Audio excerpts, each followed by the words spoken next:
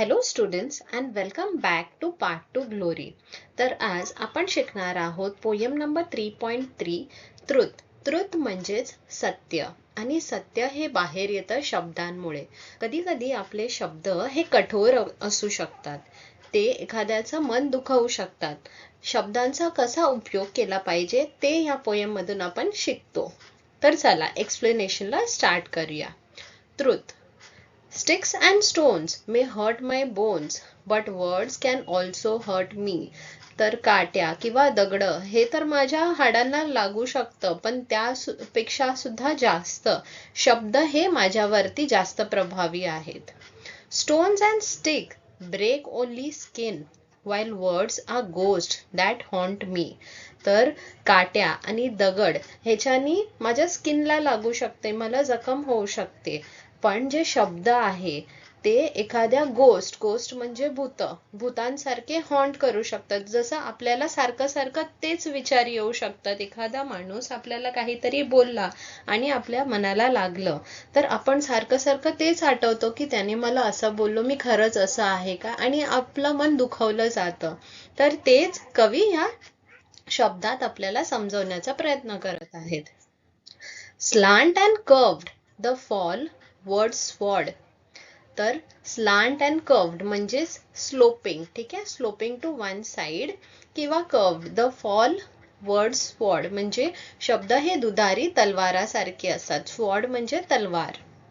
To pierce and stick inside me. Pierce म्हणजे टोचणं, okay, and stick inside me ते खोलवर जातात. पियर्स म्हणजे ते रुतले जातात इनसाइड माय माइंड, ओके. कधी कधी आपले तर बॅट्स अँड ब्रिक्स मे एक थ्रू बोन्स म्हणजे बॅट्स जी बॅट असते खेळायची किंवा ब्रिक एखादी वीट असते, त्याच्याने जर आपल्याला मारलं तर आपल्या हाडांना लागू शकतं. एक म्हणजे दुखणं, ओके, ते मला दुखू शकतं.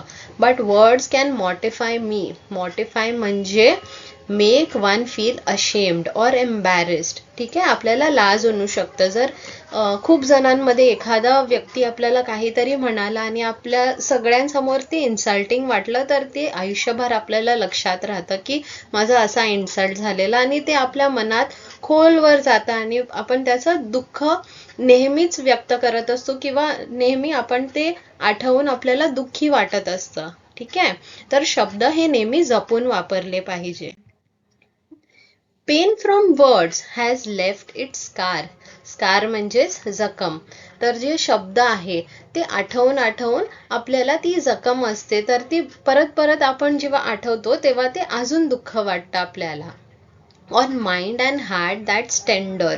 टेंडर म्हणजेच नरम किंवा कवळं, ठीक आहे. आपलं जे हृदय आहे, आपलं मन आहे, त्याच्यावर हे स्कार एक जखम सोडू शकतं. जे शब्द जर आपण एखाद्याला खूप वाईट शब्दात बोललो, ठीक आहे, तर ते त्याला नेहमी आठवण येत राहणार, त्याच्या मनावरती तो परिणाम होत राहणार, okay. Cuts and bruise have healed it's words that remember. तर कट्स आणि ब्रुसेस म्हणजेच इंजरीज, ठीक आहे. जे जखम झाले ते एखाद्या वेळी हील म्हणजे बरे होतात, ओके. ते जखम निघून जातात. आपल्याला खरचटलेलं जर असेल तर ते थोड्या दिवसानंतर ते बरोबर होते, आपली स्किन परत येते त्याच्यावरती. पण जे शब्द आहे ते आयुष्यभर आपल्याला लक्षात राहतात. तर नेहमी शब्द हे जपून वापरा, हेच आपल्याला कवी बॅरी वेड यांनी सांगितलं आहे. तुम्हाला एक्सप्लेनेशन कसं वाटलं नक्की कमेंट करून सांगा, आणि मी नेक्स्ट कोणता चॅप्टर एक्सप्लेन करू ते सुद्धा सांगा. थँक्यू.